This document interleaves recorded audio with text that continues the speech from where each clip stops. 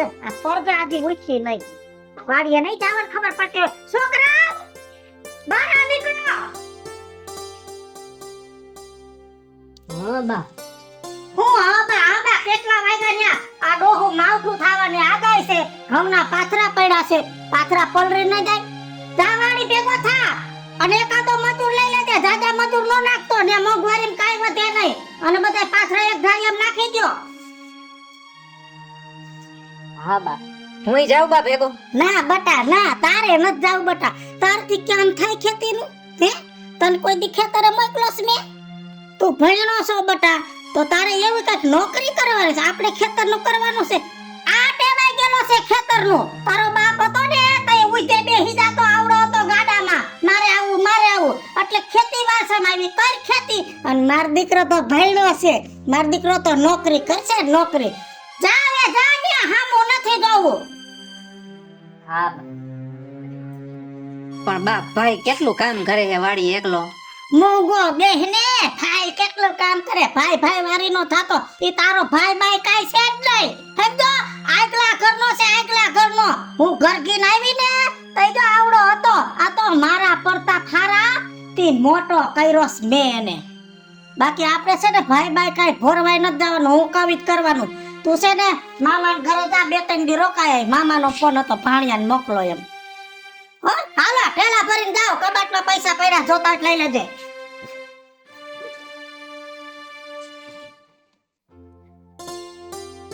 વીજળી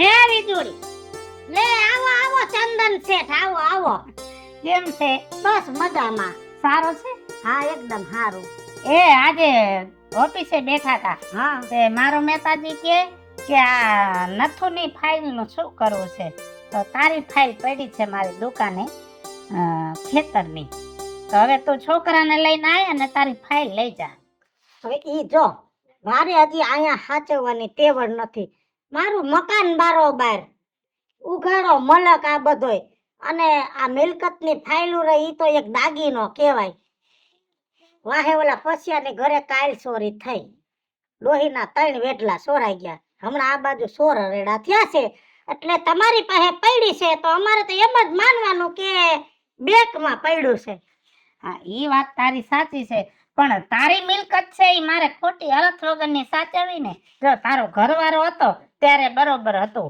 હું સાચવતો તો હવે તારા છોકરાના સ્વભાવની મને ખબર ન હોય મારા સ્વભાવની તેને ખબર ન હોય પણ મારી માથે તો ભરોસો છે ને તમને હા ઈ હે ધનપાલ બાપા જીવતા તેદુની તમારી પેઢી ચંદન શેઠના નામે છે ભલે તમારું નામ રાજુ શેઠ છે પણ તમને પેઢીના નામથી અમે બોલાય ચંદન શેઠ હે અમને આટલો ભરોસો છે પેઢીમાંથી તો તમે ભરોસો રાખો પણ ઈ તો કી ફાઇલમાં લખાણ હું કર્યા છે તમે ભણેલા તમે તો વાંચી હોય કાલે જ જોયું તમારા ખેતરની જે ફાઇલું છે ને એમાં અત્યારે તો તારું નામ બોલે છે આ મકાનમાં તારું નામ એટલે છોકરાઓને લઈને આવ ને તો કેને કેટલું દેવું ઈ નક્કી કરી લે તો છોકરા હજી નાના છે ને તો ભાગ પડી જાય મોટા થાય બાજે નહીં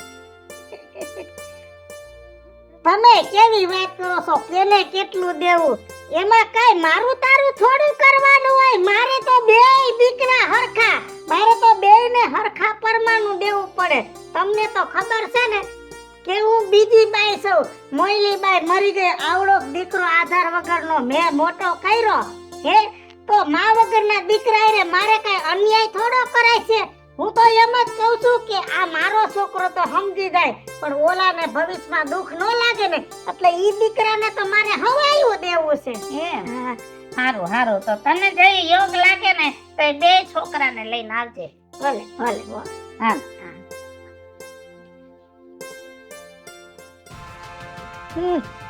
મહાણીઓ કે છે કોને કેટલું દેવ ન્યા કોને કેટલું હું ન્યા મારા છોકરાને જ બધું દેવાનું હોય ને ઓલાને શું છે મોટો કરી દીધો બહુ થઈ ગયું બાકી હોકી થાય એમ દેવા બેહી તો આપણી વાતે શું વધે ઘર જાય ને ઓસરી વધે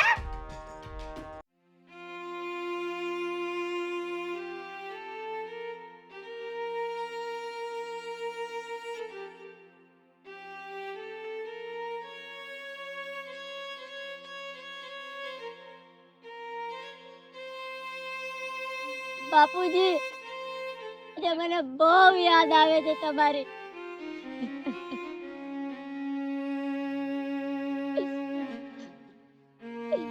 તમે હોત તો મારો એક સારો તમે હોત.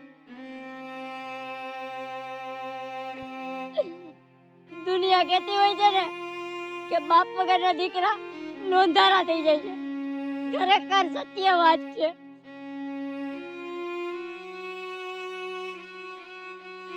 તમે જોજો ને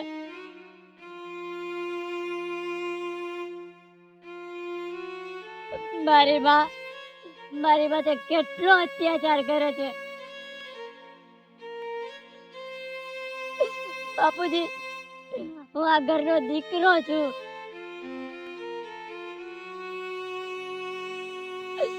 પણ મારી બા મને દીકરો નથી માનતી.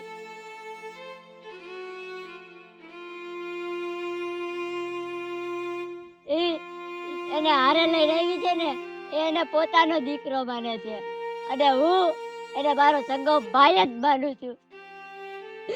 તો મારી સાથે આટલો અન્યાય કેમ?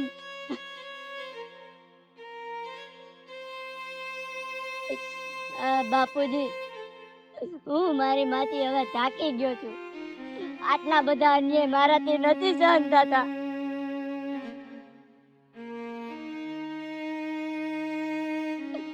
બાપુજી આ મારું શરીર કેટલું નબળું છે. મારાથી કાંઈ કામ નથી થતું. તોય મારી માં મને એમ કે આ કામ કરી નાખ તો હું રાજી ખુશીથી કરી નાખું છું.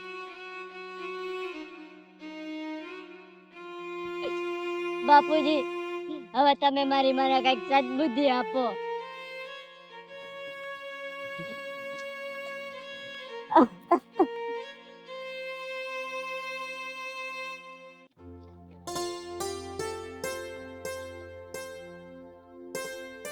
જય શ્રી કૃષ્ણ. જય શ્રી કૃષ્ણ.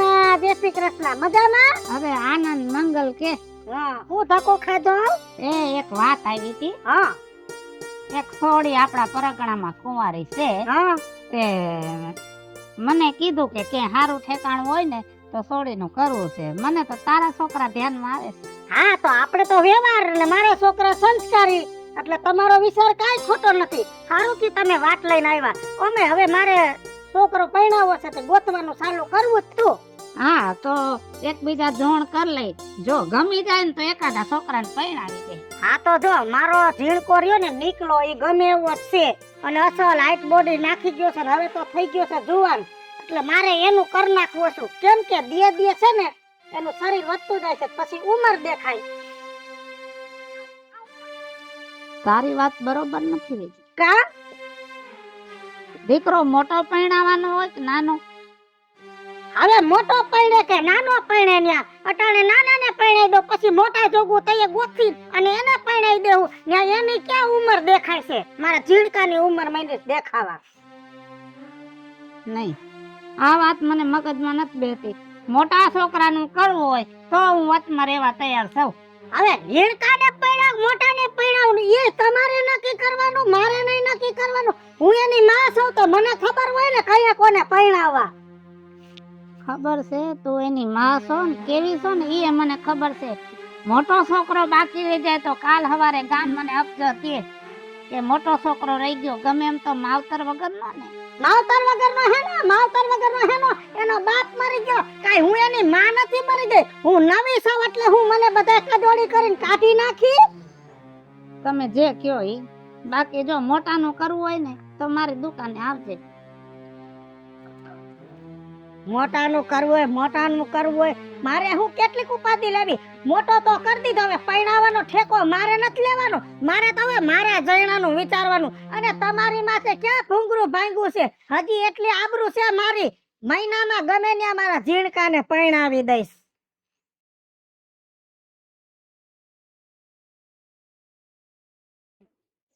બા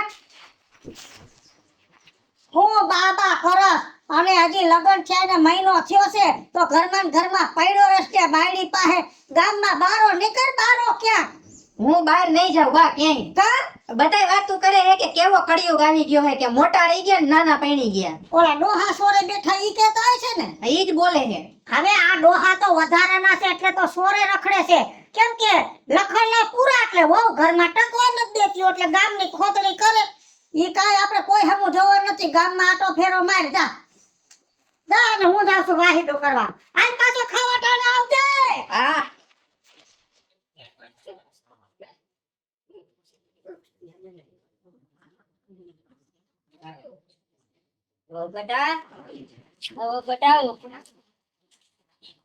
હા મોટા ભાઈ બોલો ને. આજ ખાવામાં શું બનાવવાનું છે? રીંગણા બટાટાનું શાક ને બાજરીના રોટલા. એક વાત કહું? કયો ને. મને છે ને રીંગણાનું શાક ભાવતું નથી અને જ્યારે આ ઘરમાં રીંગણાનું શાક બને ને ત્યારે હું ભૂખ્યો જ સૂઈ જાઉં છું. કેમ કે મારી બાથી કામ થાય એમ હતું નહીં એટલે હું મારી બાને કઈ કહેતો નહીં. પણ તમે આવી ગયા છો ને તો હવે કામ કરજો ને, સાઈડમાં બીજું ગમે એ બનાવી નાખજો ને, હું જમી લઈશ. કાંઈ વાંધો નહીં મોટા ભાઈ, હું બનાવી લઈશ હો. એ સારું હાલો, મારે વાડીએ થોડું કામ છે, હું બપોરે પાછું આવી જય શ્રી કૃષ્ણ. જઈશ.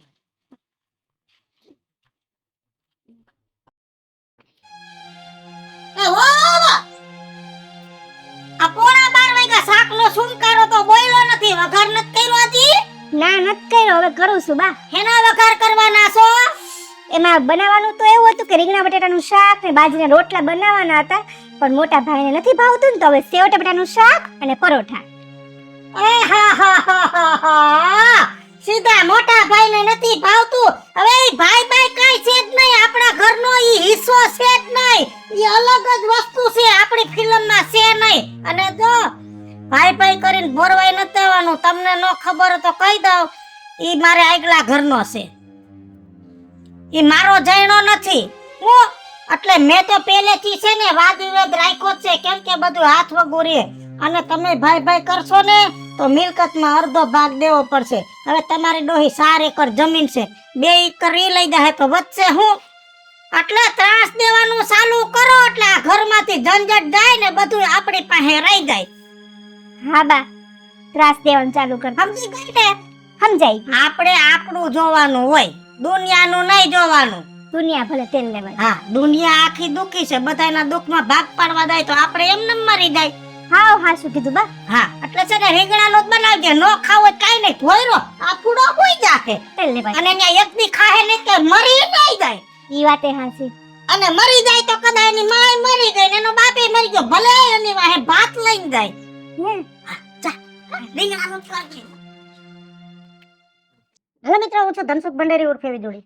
હાલો મિત્રો, હું છું રાજેન્દ્ર પંચાલ ઉર્ફે રાજુ. જય માતાજી મિત્રો, હું છું કાજા છું પણ પુત્ર.